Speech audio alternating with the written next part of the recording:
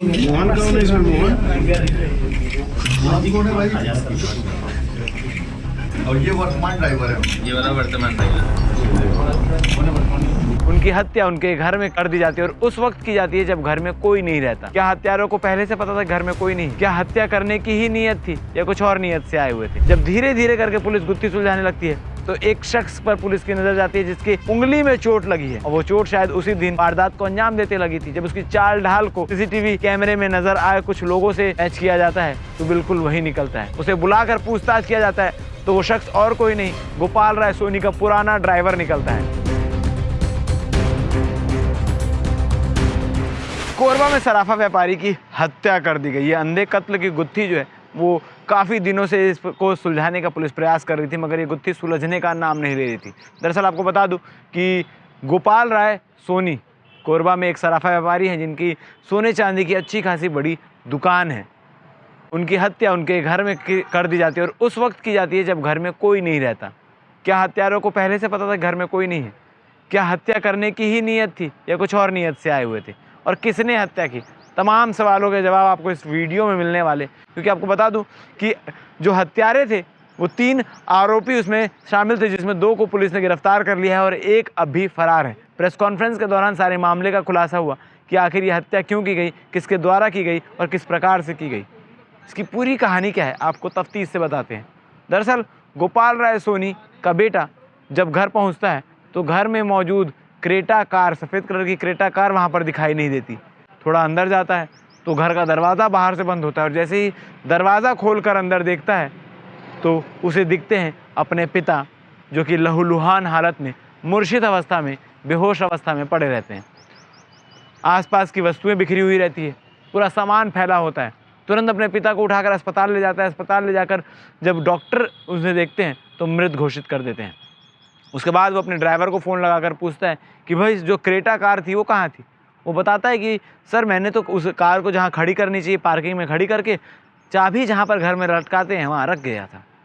उसके बाद मुझे नहीं पता। आसपास गोपाल राय सोनी का सूटकेस भी गायब रहता है। गोपाल राय सोनी की पत्नी का मोबाइल फ़ोन भी वहाँ से गायब रहते हैं। तमाम चीज़ें जो चोर हैं वो हत्या की वारदात को अंजाम देने के बाद वहाँ से चोरी करके लेकर फरार हो जाते हैं। इस मामले की जाँच करने के लिए पुलिस की 80 जो कर्मचारी हैं उनकी 14 टीम बना के अलग अलग स्थानों पर भेजा जाता है। अलग अलग तरीके से पूछताछ की जाती है। 300 से भी ज़्यादा सीसीटीवी फुटेज खंगाले जाते हैं। डॉग स्क्वाड भी इसमें शामिल रहते हैं।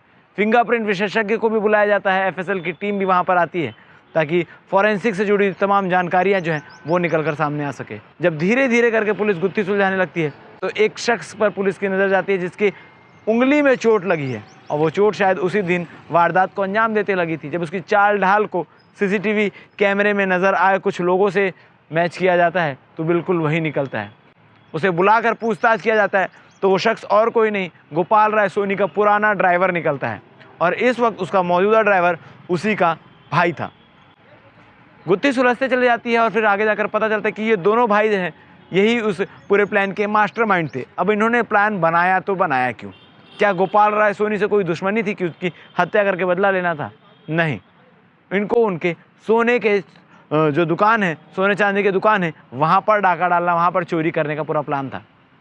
आपको बता दूं कि ये दोनों भाई मिलकर प्लान करते हैं कि भाई गोपाल राय सोनी की दुकान में चोरी की जाए। तो जो मौजूदा ड्राइवर है वो बताता है कि उस दुकान की चाबी गोपाल राय सोनी के सूटकेस में रहती है और कहीं नहीं रहती। तो प्लान बनाते हैं। भाई बोलता है, जो मौजूदा ड्राइवर है वो बोलता है कि जब गोपाल राय सोनी यानी मालिक जब घर पर अकेले रहेंगे तो मैं तुम्हें इन्फॉर्म कर दूंगा, उस वक्त तुम इस घटना को कारित करना। वैसा ही होता है। मालिक जब घर पर अकेले रहते हैं, उनका बेटा वहाँ पर नहीं रहता है, फॉर्म करता है, तुरंत 2 लोग आते हैं और वारदात को अंजाम देकर सूटकेस, क्रेटा गाड़ी, क्योंकि चाबी भी पता रहती है कहाँ है, क्रेटा गाड़ी में चाबी लगाकर उसे लेकर वहाँ से फरार हो जाते हैं। मगर उनके हाथ कुछ नहीं लगता, क्योंकि प्रेस कॉन्फ्रेंस के दौरान इस बात का भी खुलासा हुआ है कि जिस सूटकेस को वो ले गए थे उसके अंदर तो चाबी नहीं थी, केवल कुछ डॉक्यूमेंट थे। तो चोरी की वारदात को अंजाम देने का प्लान उनका फेल हो गया, वरना हत्या के साथ साथ एक बहुत बड़ी लूट गोपाल राय सोनी के दुकान में हो सकती थी, जो कि बच गई। लूट नहीं हुई मगर हत्या हुई है। 5 जनवरी को हत्या हुई, जिसका खुलासा आज कोरबा पुलिस ने किया है।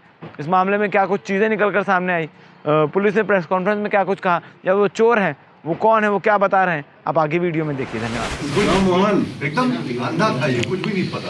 मोहन, जब अटैची जिसमें चाबी रखी हुई थी उसको सोचे कि मारने के बाद भी हम लोग जाएंगे चोरी करने, तो उसको क्यों फेंक दिए फिर? खोल के देखे ना, उसमें था नहीं। चाबी भी नहीं थी। क्या आप लोगों ने टीवी को भी स्क्रैच करके डैमेज करने की कोशिश की डीवीआर लुटने के बाद?